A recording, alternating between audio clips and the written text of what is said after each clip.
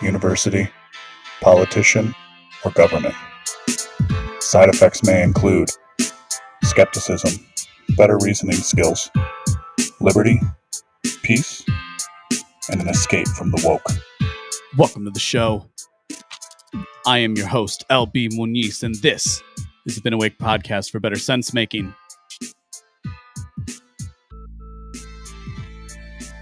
If you are within the sound of my voice and you haven't visited BeenAwake.com and subscribed with your email address, go do that right now, please. If you happen to look on YouTube at this episode and be like, he's streaming this 24 hours past the premiere date, it's because I recorded yesterday with James Gentleman, the Blackbird podcast. That's out behind his paywall right now. And, was doing chores the rest of the day and then just didn't have it in me before a busy week of work to sit down and do another episode. So we're doing it today because I didn't want to go another day without giving you guys what you need. And of course, the reason why you come to this show is for better sense making. This is the Been Awake podcast for better sense making after all. So in the episode description, I kind of said today is going to be a bit of a Twitter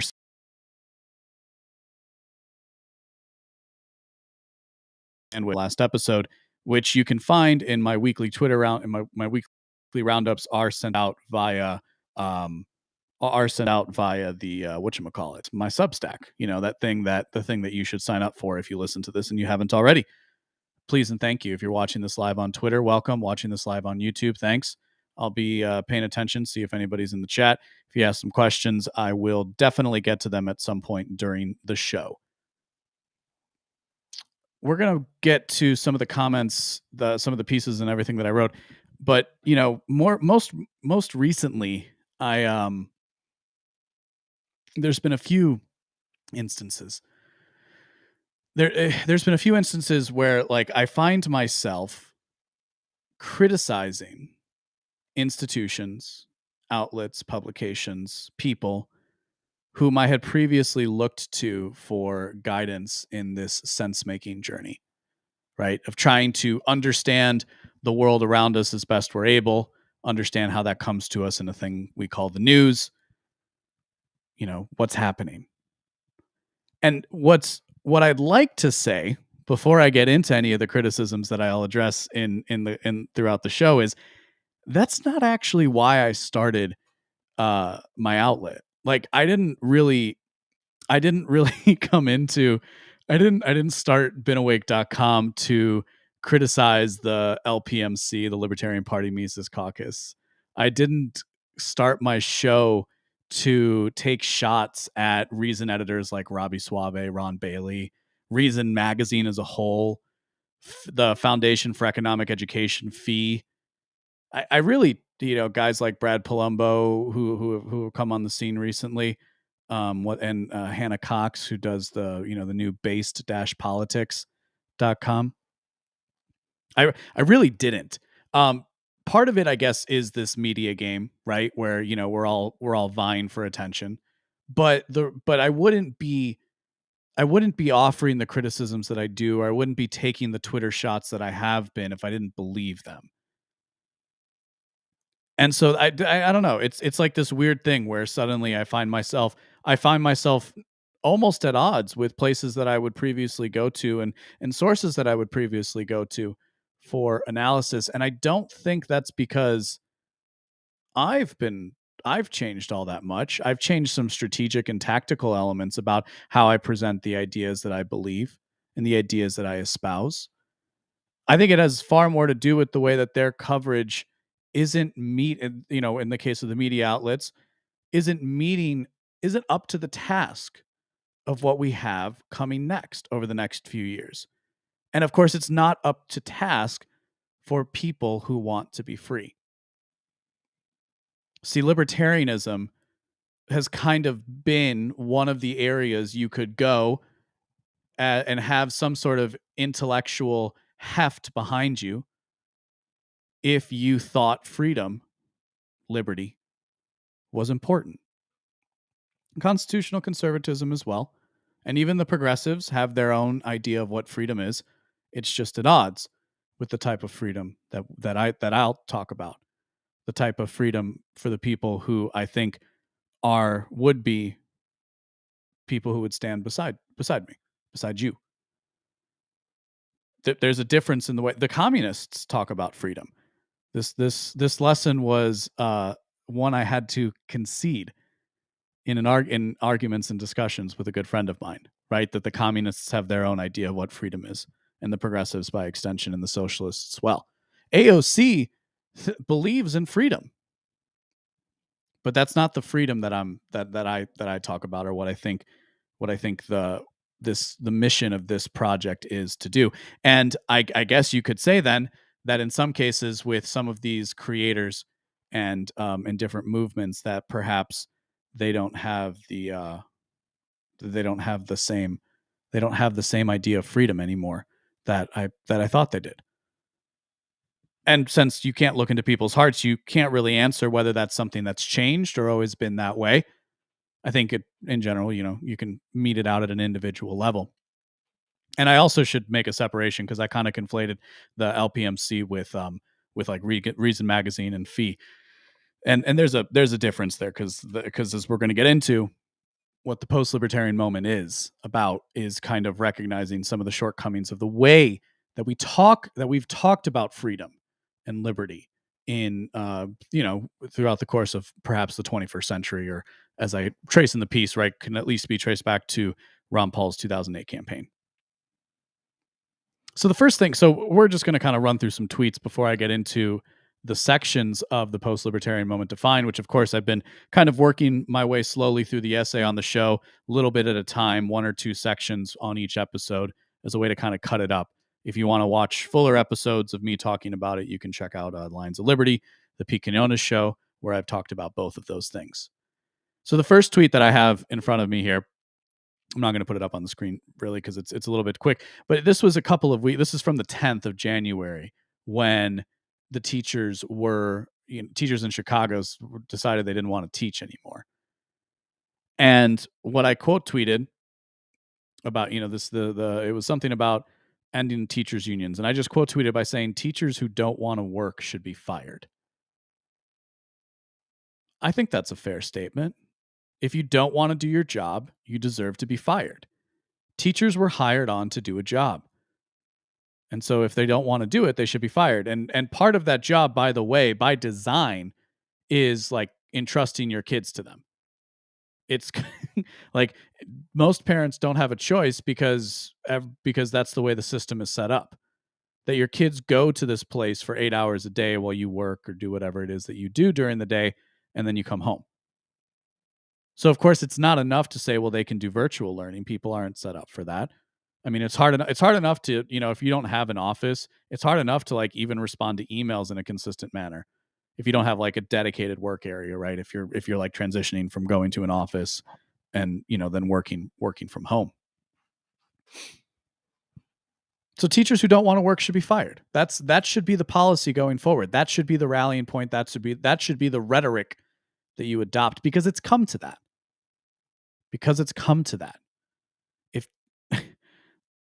And you know what? The best part is they're going to be fine, because they can go and get all the jobs that are available right now, and they'll still make some kind of money. I think it was on the last episode that I talked about how that to be a patriot now, and under the Mark Twain formulation, we understand that a patriot loves his country all of the time, and his government when it deserves it. And clearly this is a show where I don't love the government. But, I talked about how that's now considered far right. And that might sound crazy. Even just that basic Mark Twain formulation is now considered a far right statement. And for as an example of this, I have in front of me here a tweet from Evan McMullin. If you don't remember Evan McMullin, he was the guy that at the last minute entered the 2016 presidential race to siphon votes away from the Republican Party, right? Because everybody was so scared of Trump. And, I would have been one of those people, for the record. I wasn't too thrilled at the idea of a Trump presidency. I have different thoughts in retrospect. But I didn't like Evan McMullin. And of course, if you know it's in his bio that he's former intelligence, which should give anybody pause. But of course, he's now apparently running for a Senate seat in Utah, which is apparently his state of residence. And he's taking a shot at Mike Lee and calling him far right. He says, unfortunately, far right leaders like Mike Lee don't see it that way. They think politicians should choose their voters, not the other way around. I'm running to protect our democracy, and I need your help. If you know anything about, if you're not like a tuned in Politico kind of person, which of course a lot of the people listening to the show would be, but just as many of you aren't. Mike Lee is the senator from Utah, and if you've ever you can go and look up interviews with him or see the opinions that he talks about. He's a constitutional lawyer, I think, or if not a constitutional lawyer per se, I know he's a lawyer. I know he clerked at the Supreme Court justice. I don't recall which one offhand. So he's a constitutional scholar in a sense. He's somebody who cares about the United States Constitution, who thinks that the United States Constitution should be the ruling document of the land. And he's very amiable, right? He's not somebody, you don't see him on TV getting into fights with various figures. And if you listen to him speak again, he kind of just seems like a nice guy. But Evan McMullin says that he's a threat to democracy. That's the state of American politics. This wasn't a place that we suddenly appeared at. This was a place we were led to. And isn't it interesting that somebody like Evan McMullin is still playing that role, calling patriots far right? What does that mean? I know what that means in a pejorative sense, right? Our whole lives we've known what that means in a pejorative sense. We know what that means to be an insult, as an insult, which is of course what pejorative means in a negative sense. I wrote about in Conservatives Stop Protesting at Applebee's that patriotism is considered far right. Pay attention to that. If you're somebody who loves America. So the next, let's see. Oh, this was cool. So if you don't know, Top Lobster's awesome. He does some really great political art. This was just kind of a cool little thing. He said he was working on a project. He said, who are the 4 people most responsible for the propaganda over the last 2 years? And I said, Stelter, Maddow, Cuomo, and Reid. 2 down, 2 to go. Of course, the implication being that Reid and Cuomo, I believe, have both lost their shows. So if only we could get people like Stelter and Maddow off the air, things might get marginally better.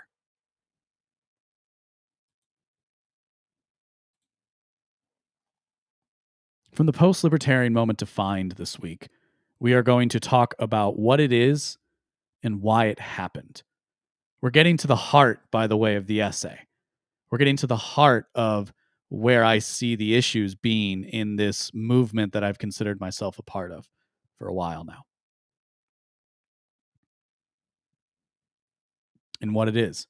We are not discussing a movement of people. I am not discussing a movement of people. Oh, despite my best efforts, it might turn into one. But we're talking about a moment. That moment occurs when, in the face of lockdowns, a libertarian sees dogmatic professions of faith and popular democratic political strategies as insufficient methods of stopping government and corporate tyranny. That is the post-libertarian moment defined. So let's work our way. I'm going to spend some time. We're just going to try and break this down. I might repeat myself in the body of the essay, but I want to focus on the beginning part of this, the post-libertarian moment defined, because this is the thing. This is my contention. That moment occurs when, in the face of lockdowns, a libertarian sees dogmatic professions of faith and popular democratic political strategies as insufficient methods of stopping government and corporate tyranny. See, we can't calibrate, we can't interpret the world through the lens of authoritarian and libertarian on the 2 ends of the spectrum. We can't, that's not the time. We don't live in those times anymore. Those aren't the bounds that we operate. That's not the out of bounds anymore. We've expanded beyond that. We're now basically in the realm of tyranny versus order. or tyranny versus peace, if you will.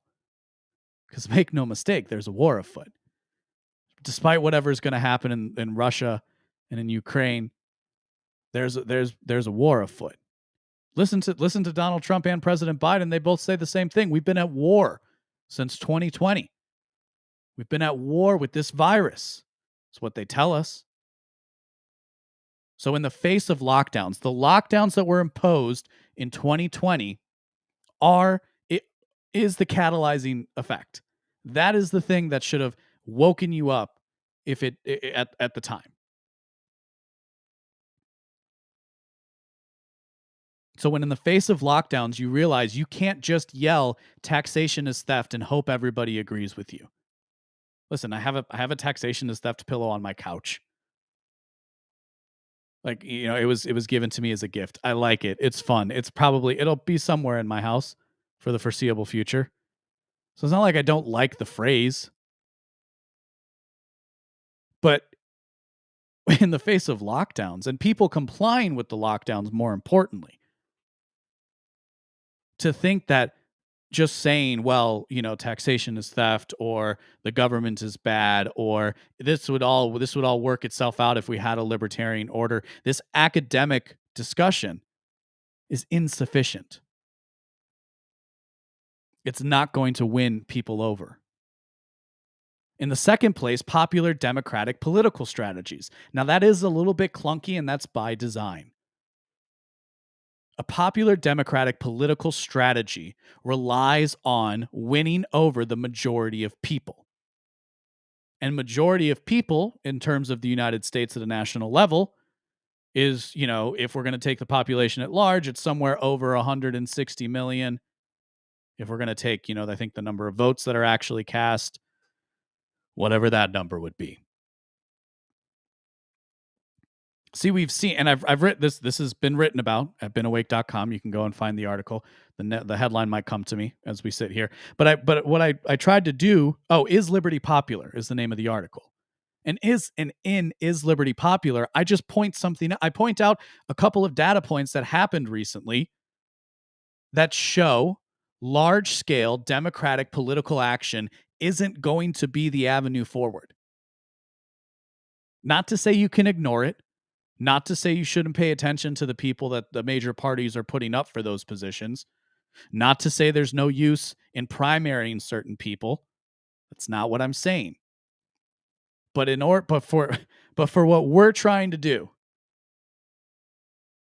the libertarians of the world that I've considered myself a part of for a long time now, but for what we're trying to do, a popular democratic political strategy is not a good idea. To the extent that it works, you're going to need some help. And specifically, this would be running somebody on the LP ticket, precisely for running a libertarian in 2024. It's insufficient to stopping government and corporate tyranny. Not to say it won't have a small effect. Not to say people's minds won't change. But if we look at recent elections, we see that Governor Newsom was reelected in California, despite all the horrible things he did to the California people.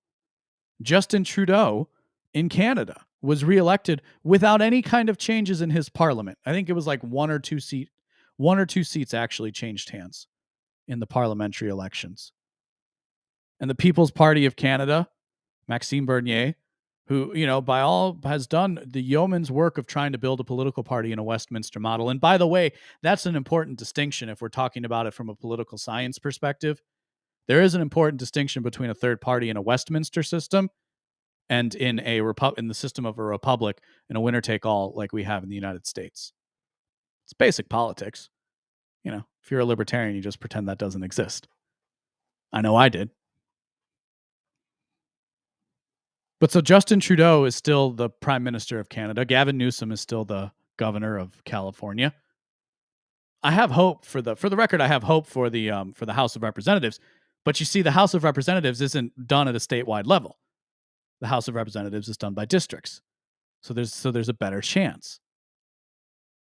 See, even when I was in the Libertarian Party, I wouldn't really consider myself a part of it anymore. Although I'm happy to work with people, good people in that if they want help or advice. See, even when I was like thinking about that, I made it very clear. I made it very, very clear that I was only interested in. I thought the libertarian strategy should be at the county level and below. I don't even think in most cases that a state rep would be a good use of the time. And I still believe that, by the way. I think in general, people who want to fight against the tyranny that we are facing should not be looking to national elections as their salvation, because that's what the progressive mindset has trained us to do, is look to the national elections as the means for our salvation. No one can be a post-libertarian. Most of the people, not all of them, but some of the people who are called post-libertarians go by the name Praxian, because their concern is not spreading a message, but achieving results. This is to say, without application, there is no point in theorizing what a perfect libertarian world would look like, nor is it useful to that perfect libertarian, nor is it useful to use that perfect libertarian world as a baseline for determining right and wrong. By the way, there is no encompassing Praxian solution. And to the extent that the Praxians can be considered a group, they are not monolithic. The authentic expression of being post-libertarian has been weaponized by those who would pretend the world hasn't changed since 2008. Let me read that sentence again.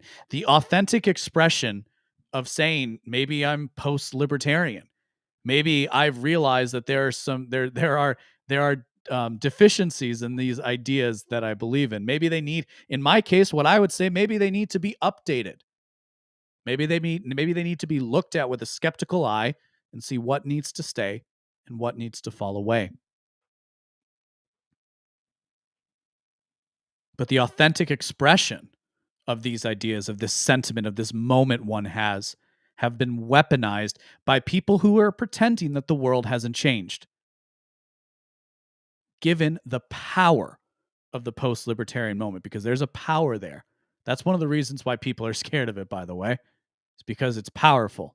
It's powerful. It's actually empowering to realize that you've gotten something wrong, because that means you can still get it right. You're not blinding yourself anymore. You have the opportunity to become greater than you were. Because of the power of this moment, because of the importance of the times that we find ourselves in, I dare say, the Praxians have inserted themselves in the center of libertarian discourse in less than a year.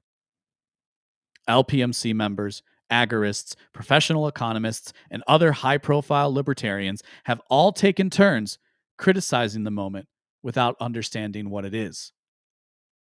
So, my dear friends, if you hear anybody out there talking about the post-libertarianism and they're not talking like this, they don't know what they're talking about. And by the way, you can disagree, right? But at least being honest with what the moment is, and to the extent that people use it as a placeholder, if you're not understanding it in this lens, you're not understanding it properly. Again, better sense making is what I do. I don't bother. I don't need to take shots if I can understand the world in a better way. I don't need to speak out of turn and do ridiculous, horrible levy horrible accusations at people because I'm lazy and I don't want to do any, because you're lazy and you don't want to do any research, which is what a lot of the people were doing around it before this essay was released. So let's talk about why it happened. One does not need to reject libertarianism in order to see that there has been a dulling of rhetoric. There are libertarians who would defend government lockdowns and vaccine mandates. There are people who call themselves libertarians who would defend the rioting of 2020. There are even libertarians out there who would call themselves socialist and not think that that's a contradiction in terms. Many of these people that I'm talking about actually operate within the Libertarian Party. The LPMC's takeover the Libertarian Party Mises Caucus's takeover is an attempt to change this. The goal, their goal, is to bring a principled libertarian message to Americans, to wake them up to the message of liberty. The post-libertarian moment is recognizing how many Americans are already awake and truly never cared. It turns out most people will do as they're told. And turns out people in power have some really dark ambitions. This is to say, modern methods of propaganda allow for a greater degree of social control than what a libertarian may heretofore have believed. The Praxians have arisen out of the post-libertarian moment, united by the mission to figure out how to combat this new form of tyranny, where your body may be free, but your mind isn't. Your mind is enslaved. And of course, how free is your body if you don't have a choice of, what you do with it? See, that's why it happened. And that's what it is. So again, if you hear somebody else say something different, they don't know what they're talking about. How do I know? I guess because I was actually talking to people and I was willing to understand a position different from myself. And that's how I find myself in the position I am now, by the way, is just remaining open to new ideas and following the logic where it takes me.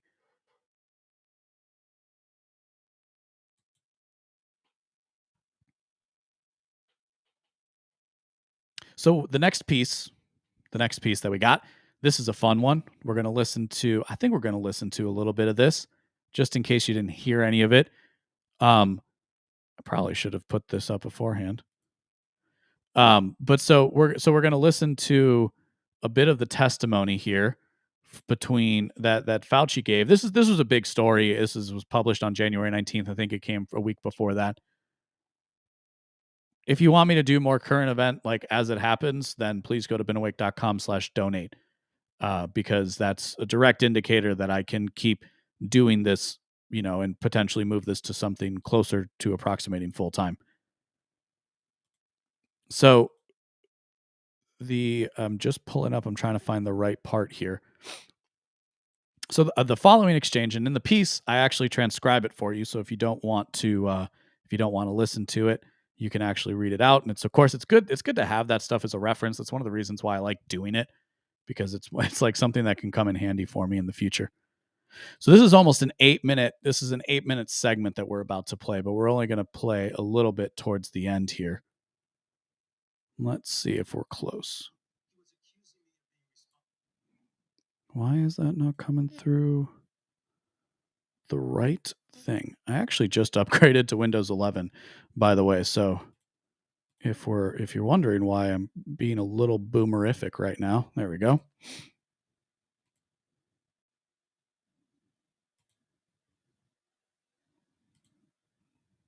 Here we go. One more time. Here we go.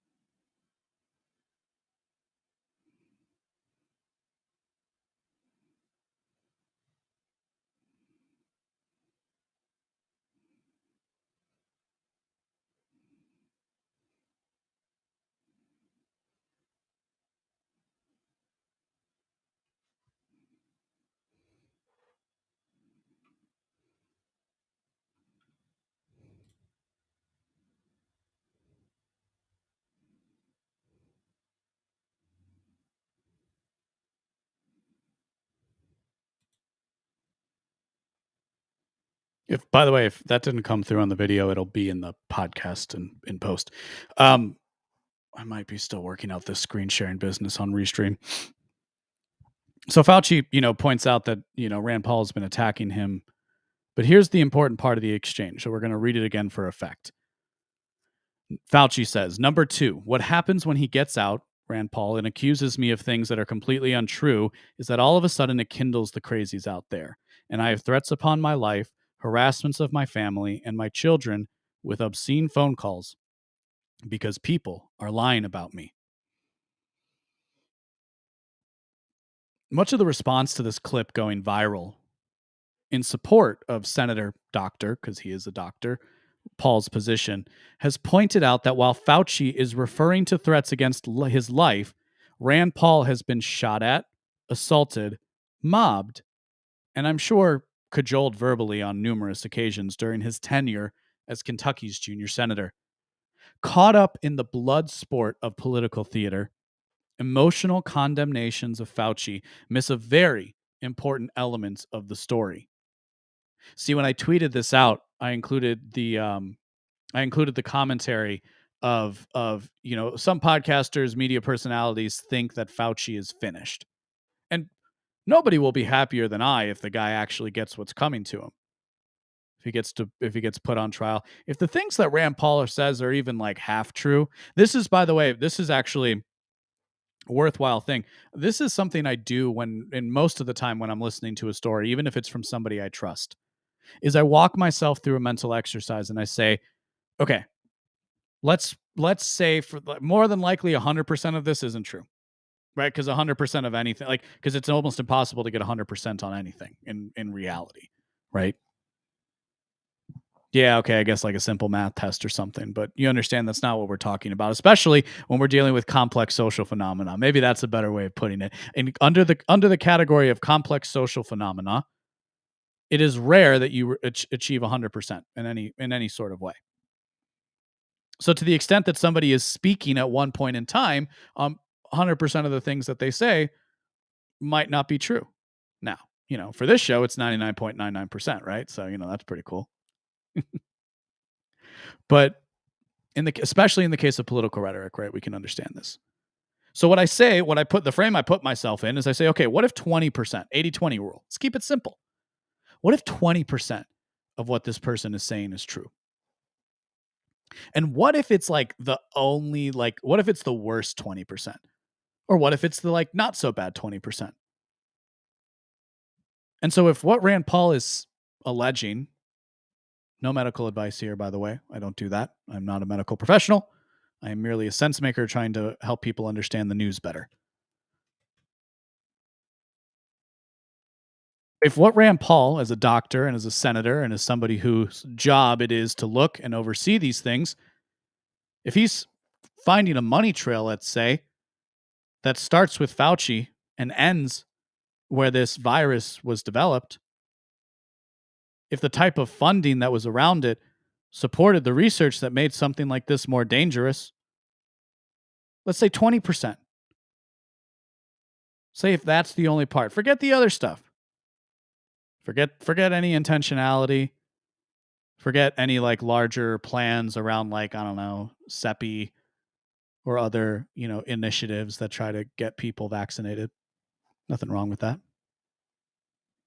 Let's say just the few things that Rand Paul was talking about. How about in this particular exchange, what he's doing is he's pointing out the fact that Dr. Fauci used his platform to besmirch his colleagues from respected medical institutions who disagreed with the opinions of Dr. Fauci.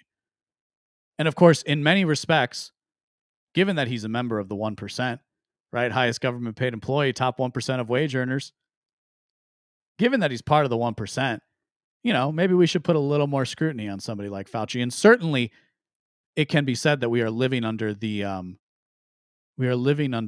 his decisions in many respects. He's had a central role throughout all of this. Oh, and you can obfuscate and you can point to things like the CDC and the FDA, as he'll do on multiple points in time. But that doesn't change the fact that when there is a face for the government response, it is his. So if you get caught up in the blood sport, and by the way, I understand that. It's not that I don't feel that myself, right? It's not that I don't feel that blood sport of, yeah, get him, Rand. Rhetorically take down his arguments and show him for the fraud that he is. Of course I understand that. Of course I feel that. I'm just trying to go deeper with this article so that you can understand what's actually taking place. So to understand the deeper level of this exchange, you must take into account three things. There is a symbolic element to all political rhetoric. Number two, Dr. Fauci's response was prepared in advance. He didn't come up with that off on the fly. He had the piece of paper ready to go. This was a prepared response to Dr. Paul's questioning. So, number one, there is a symbolic element in all political rhetoric. Number two, Dr. Fauci's response was prepared in advance, which means that there was some forethought as to what was said. And number three, most importantly, Dr. Fauci's response had the intended effect. The thing that connects these 3 points together is victim morality. As I've written about previously, if we take that being a victim has achieved a high moral status and taking offense at minor slights is encouraged, we can infer, or perhaps deduce, that playing the victim, whether accurate or not, so whether you are a victim or not, playing the victim can give one status. Being a victim, therefore, has a currency in certain social circles the way going to Harvard might, or being a Freemason, or a part of some other, or a part of another fraternal organization. By playing victim in this hearing, Fauci gives us an insight into the psychology at play. Rather than address Senator Paul's line of questioning directly, he deploys the tactic of playing victim to the committee and, by extension, the American people. Now, before I get into the formula for playing the victim, it is important to point out that this is hijacking a very natural and, in many cases, virtuous way to act in the world. Because, of course, if we look at the grand scope of human history, most humans can be considered a victim. And even in today, somebody is going to be victimized at one point in time or another. Maybe that is, maybe you're the victim of an icicle that falls on your car and like ruins it so you can't get to work. Maybe you're a victim of a far more serious crime that somebody else perpetrates on you. But of course, it is good to treat somebody who has been victimized carefully, with respect, and in many instances to try and right the wrong. Again, this is the way I would look at it. So we have to understand that this victim morality, it's not that like the fact that victims exist are the problem here. This is a mind pathogen. This is hijacking your natural sense-making ability. Right? If somebody's getting into a fight at a bar and like the one dude is 6 foot and the other guy is 5 foot, people aren't going to be too keen on the 6 foot guy just beating up the 5 foot guy. It's this natural thing that we have within us. I was reading in Brett Weinstein and Heather Hines' new book, the idea of theory of mind, and that fairness is actually a part of that. And again, fairness is one of these other things that the progressives talk about. It's another thing that's been pathologized. It's hijacked your natural sense making in that respect. But so we have this innate, like the idea of fairness is actually innate in a biological sense because of the sophistication of our minds. And we see this replicated in other animals who have not nearly as sophisticated a mind as the humans. Even in like monkeys, you can see this in other animals as well. So that's an important point to make, by the way, because dealing in absolutes, well, only a Sith deals in absolutes, huh? But like dealing in absolutes in this regard is kind of how is sloppy thinking in my book. It's just sloppy thinking. So the formula follows this basic form. Number 1, appeal to an authority figure for intervention. For the cases of our argument, that authority figure can also be the crowd at large. Number 2, conflate a rhetorical opponent to a, quote, real danger that could cause you or someone close to you harm. Did a little digging on that story that Fauci was talking about, by the way. The guy wasn't trying to kill Fauci. He was trying to kill the president, and Fauci was on the list. Now, I do not encourage people to seek any kind of violence in that means.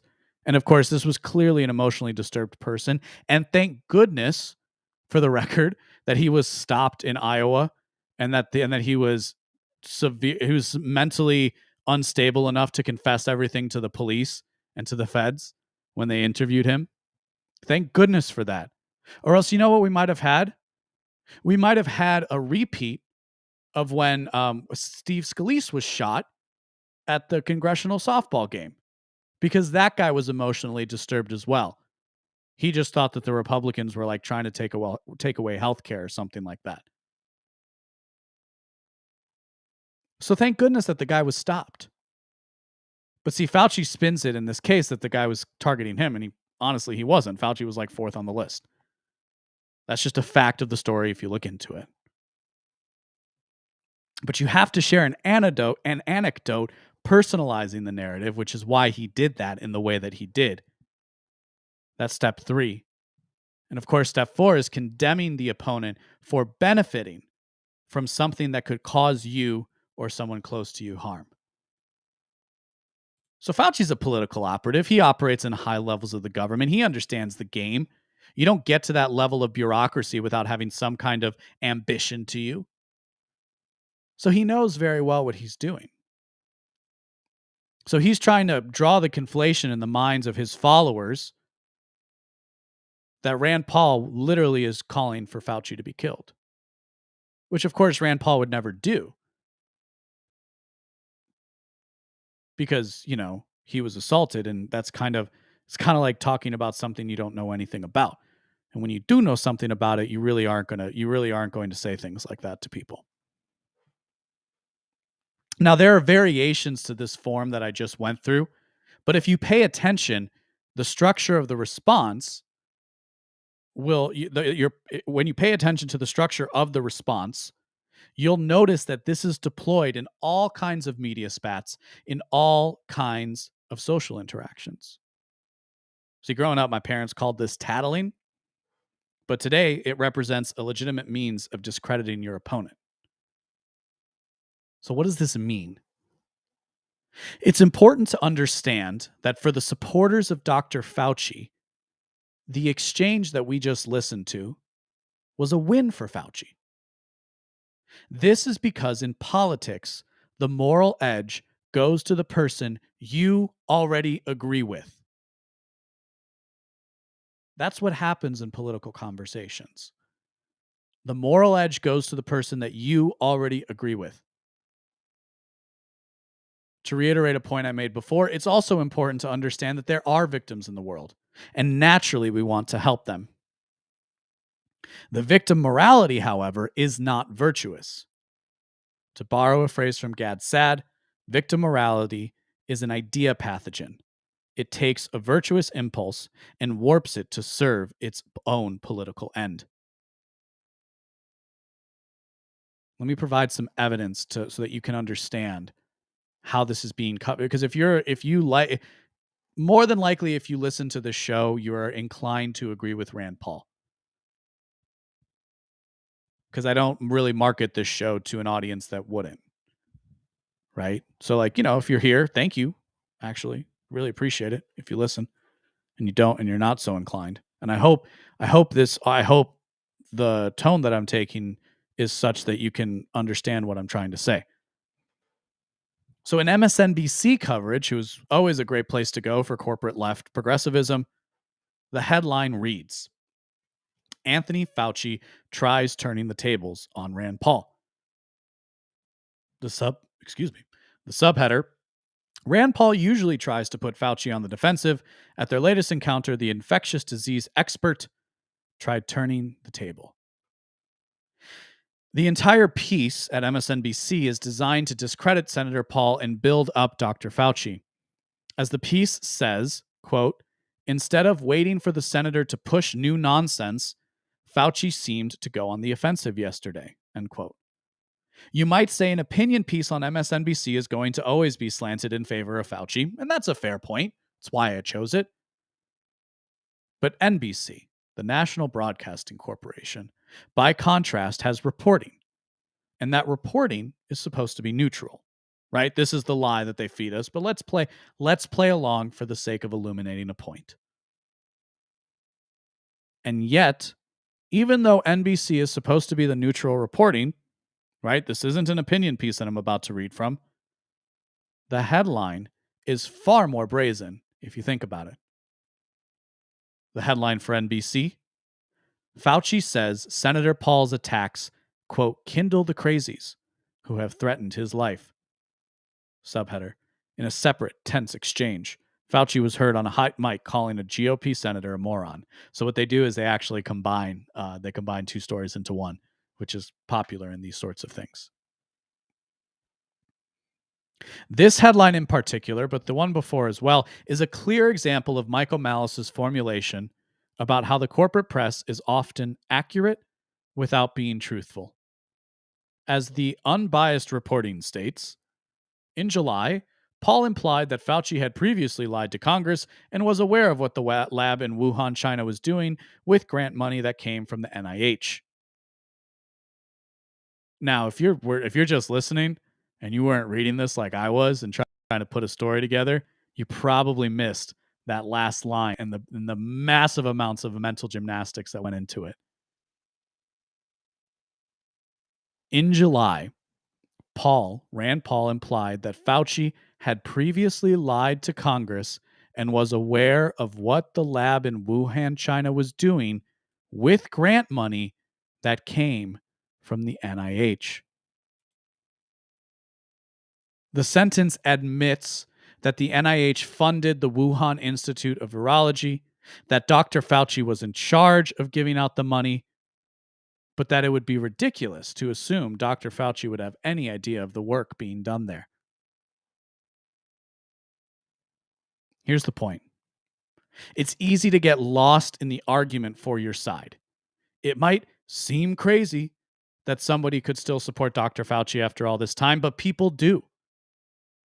I enjoy these exchanges between Rand Paul and Anthony Fauci as much as the next political commentator, but I try not to get caught up in a political moment filled with charged rhetoric. This is political theater, and I'm there to enjoy the show. You will enjoy the show too more, at least from my position, if you stop seeing the show or watching the show and start seeing the production. That's the kind of analysis that I'm interested in engaging in. Not just giving you some warmed over rhetoric that makes you feel justified, and you are justified to feel the way, like to be upset that people like Fauci are in charge. It's not the point. How do we actually combat this? How do we actually make it so that somebody like Fauci doesn't get into a position of power? How can we have a system where there's no incentive structure to create a more dangerous virus for the sake of developing a treatment against it? Sorry, I just don't see the scientific benefit of that. Or I guess even if I could see the scientific benefit, I would say on the outset it comes at too high of a cost. Of course, even saying something like that, by the way, you know, this channel I have on on the old tube might not be as long as I wanted it to be. But still, do me a favor and subscribe. I think if more people subscribe, I'll stop getting flagged so much. So if you want more analysis like this, please do me the favor. Make sure you're subscribed to this podcast. Give me a good rating on iTunes and other podcatchers. Go to beenawake.com, subscribe with your email address. Even if you're not a reader, if you are somebody who wants to listen to your news, that's why I do the show. And that's why this is like a fusion of the stuff that I write, the stuff that I tweet, and the stuff that I'm thinking about at any given moment. Something in it for everybody. But if you subscribe at the Substack, we can stay in touch. Even if YouTube goes away, if Twitter goes away, we can still stay in touch if you give me your email address at Substack. So please do that and become the free.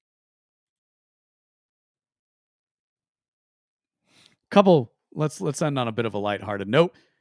Just a couple of the tweets. Again, you can catch these Twitter roundups. I usually send them out Sunday or Monday. We're on like number 6 at this point. It's kind of fun. Again, this is a sampling of the stuff that I'll retweet. There's of course going to be more, but I try to put the best in these things with little explainers. So this first one is a random retweet that I saw, but it's as somebody who's around 5'9" in height, I am tall. And I've experienced this in real life. And the tweet says, "Don't tell me there's no difference between the genders. I'm at 5'9". I am taller than every man I've met who is 5'9". Dating, whether we want to admit it or not, is about selection. And so isn't it interesting that the same height on a dating app profile looks different in real life? Again, I've had this happen where, it's like, oh, cool, we're the same height. And then the girl is like taller than me by enough that you notice. I actually don't have anything against that per se, but generally speaking, if we look at trends at a population level, more often than not, the man is taller than the woman in most like monogamous relationships that occur. I think it's like 8 and 10 or 9 and 10 when they've done studies. It's pretty high. So like I said at the beginning of the show, I did record on the Blackbird podcast yesterday. It was his first live stream, but we talked a little bit in that conversation, and maybe I'll do a little bit of it here. But no, because I'm going to write a piece about it, so we'll wait. So if you want to hear the discussion around why I agree with James Lindsay when he says that Marxism shouldn't be taught any at all to children in any form whatsoever, you should go listen to that conversation. It's behind the paywall right now. And like I said, there's definitely going to be a piece written about it. Little mindset for you. Just kind of a potpourri here at the end. When you accept wishing for things is not enough, you start to see how other people got to where you want to be. So I'll make the point a lot that oftentimes when you're writing or when you're speaking and you're talking about ideas, a lot of times I feel a lot of people are criticizing their younger selves. And I feel that way because a lot of the time I'm criticizing my younger self. I do it a lot. It's part of the skeptical process for sure, it has its positives and its benefits and its negatives. But this in particular was I don't know exactly where I got this from. You could say society, you could say just the zeitgeist, the spirit of the age was just kind of a part of it. But when you're growing up, in a way, you have this impression that wishing for something is going to be enough, right? And wishing for something in conjunction with, like, let's say some kind of talent, right? So like a little kid says he wants to be a scientist or says he wants to be in the NBA or the NFL. He's wishing for that to be the case. And if you spend your life wishing for things, wishing that you'll be recognized for the rare talent you are, wish that you had the ability to, I don't know, do a show, write, have the hobby, go fishing every weekend, go what's other things people like to do? Some people like to play like intramural sports. When you stop wishing for things, you start to see how other people got to where you want to be. So for example, the young child who wants to be in the NFL, when he stops wishing to be in the NFL and he starts figuring out what it's going to take to get into the NFL, he's going to start to see how people got there. Training, discipline, working out, being the first guy to show up and the last guy to leave. Same goes for your job. Same goes for any aspect of your life. I've talked before about removing perfection as like my goal. And it's been the best thing for my writing career. Some people will rightfully, excuse me, rightfully in some sense, some people will, like mock the fact that I use punctuation weird or I sometimes capitalize in an odd way. And I've honestly I've always done that. And it was like a problem when I was when I was like studying in school because I would have to go back and like make a lot of changes. I've just always kind of, I don't know. It's just it's I think in part because I used to write a lot of poetry, and so in poetry you kind of have that flexibility where you can capitalize things and they have like a different meaning based off how you use capitalization. And I've just brought that into my prose. One of the reasons why I keep doing it, other than the fact that I'm more concerned with like consistent output, is because if you look at most major writers, anybody who's a decent writer or anybody who pushes the envelope, anybody who becomes something, they're never like the best, the most technically proficient person, right? So like, in fact, the eccentricities are one of the things that kind of make you different in respect. Now, that's not to say now what I did do was I did stop writing in like super complex language, and that's been a boon to my writing career as well. But this fits into the idea of perfection because in school, the impression, or at least rightfully or wrongfully, there was always so much stress and anxiety about putting a paper together, so I would procrastinate. And then like I would try and put it together at the last minute in the best way possible, and in general it would work.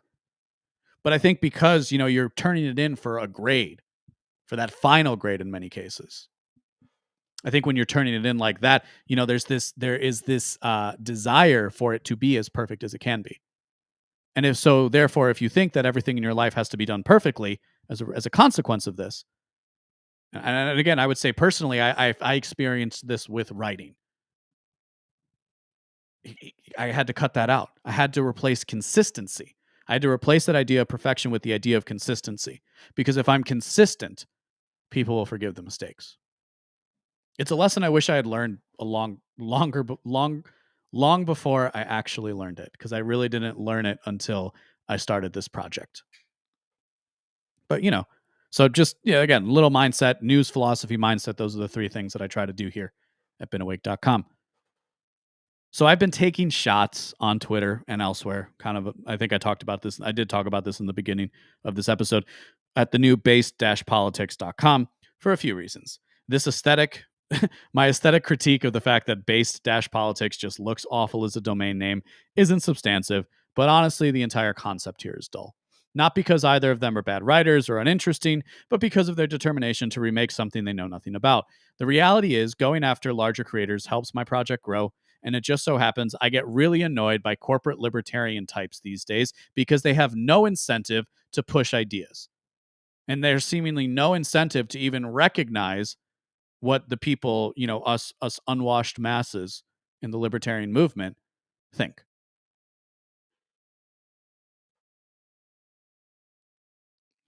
So somebody tried on Twitter to get me to explain why Catholic monks and nuns are not the same thing as communists. As you can see, I call it in the tweet communist apologetics.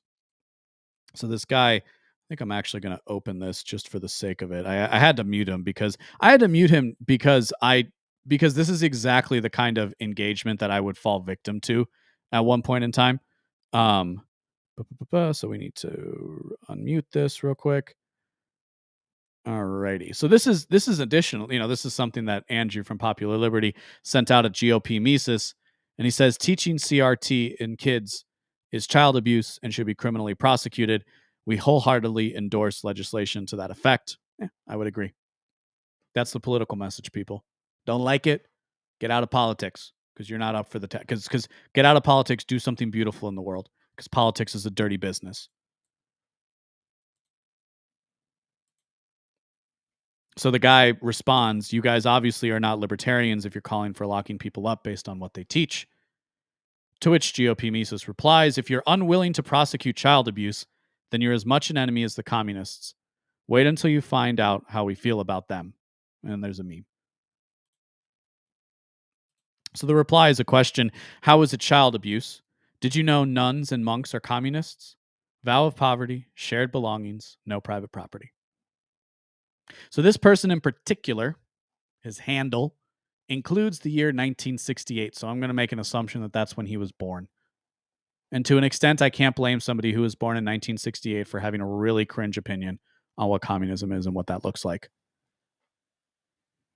So what I responded to him is saying that by saying that nuns and monks are communist, he's committing blasphemy.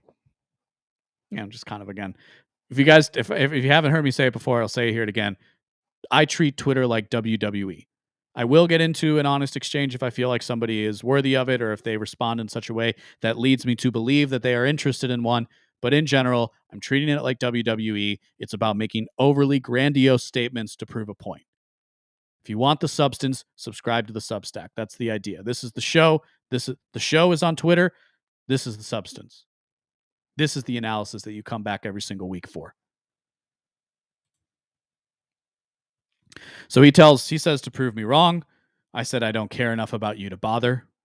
And he says, how to say I can't do it without using those words. To which I reply, if you were born in 1968 and would assert in 2022 the life of poverty and contemplation lived by monks is somehow equal to the life of death and cataclysmic discussion led by communists, I'll leave you to the Lord, who has far more patience than I to deal with such nonsense.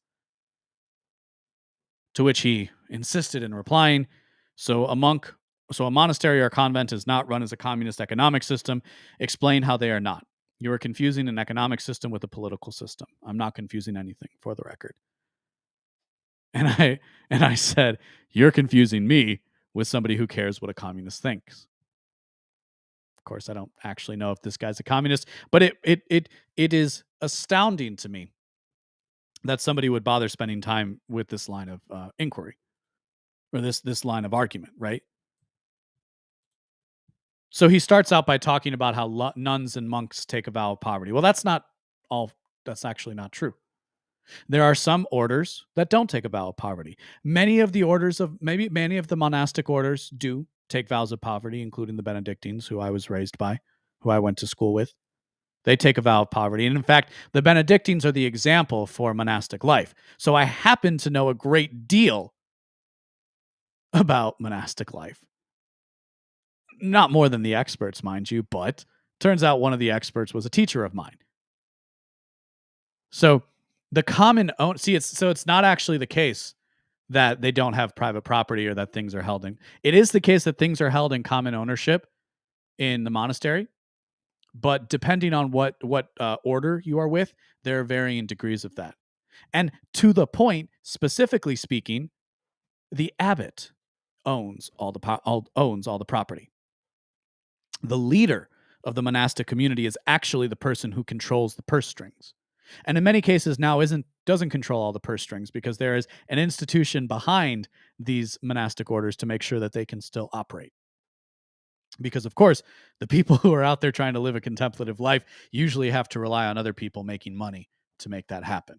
And that's, by the way, a good thing. That's in effect how things are supposed to work.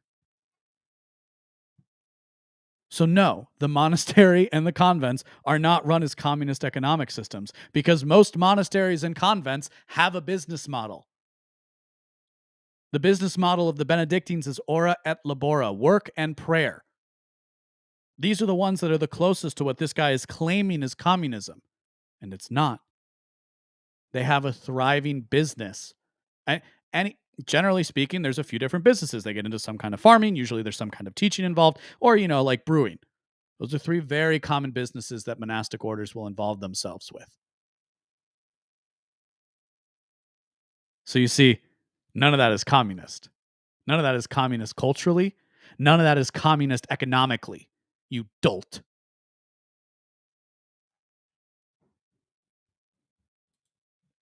Let's go through the things that I said.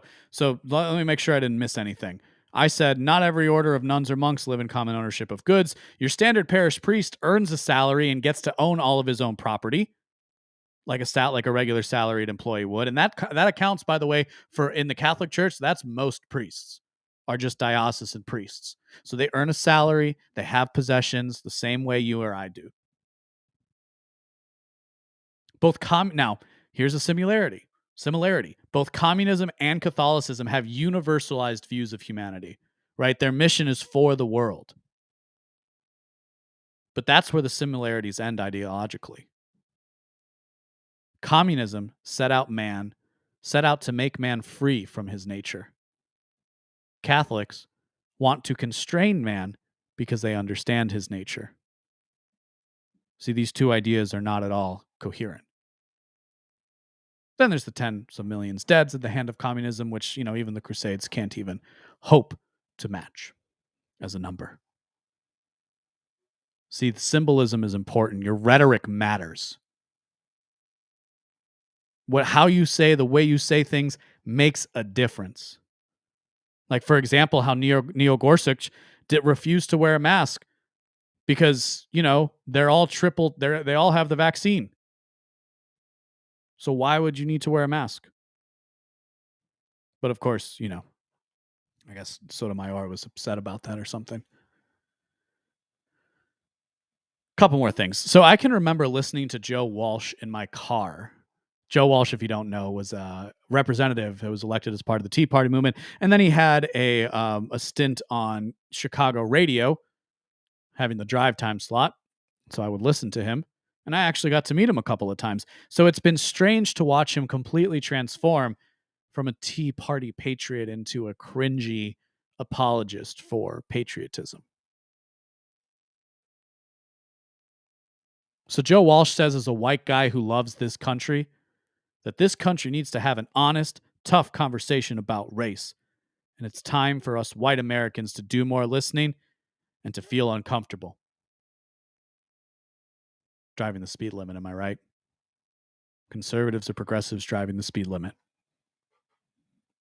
And Pedro Gonzalez from Chronicles Magazine, who's slowly becoming one of my favorite people to pay attention to, he says in response, Joe, I activated Twitter's tipping feature for you because if you really feel this awful about being a white man, then you must pay me, a person of color, reparations to show your sincerity. I'll even send you a receipt so you can show your friends how pathetic you are. We live in a country where the NYPD are arresting children in a museum because they didn't show their papers. We live in a country where Reason Magazine, a libertarian outlet, doesn't question government data. We live in a country where the president says the world must be vaccinated. It's not enough to vaccinate 340 million people in the United States. Like I said at the beginning, people, this is, going after progressives, going after the president, holding truth to power or holding power to account. Because what's the formulation? The formulation is speaking truth to power. As skeptics here, we really should stay away from that kind of rhetoric. But holding power to account is is why I wanted to start writing. Giving you a better way to view the news cycle is another. So as long as you'll keep tuning in and sharing the show and letting your friends and family know what this is about, I'll be here passing out that better sense making. Go follow me on Twitter at the LB Muniz.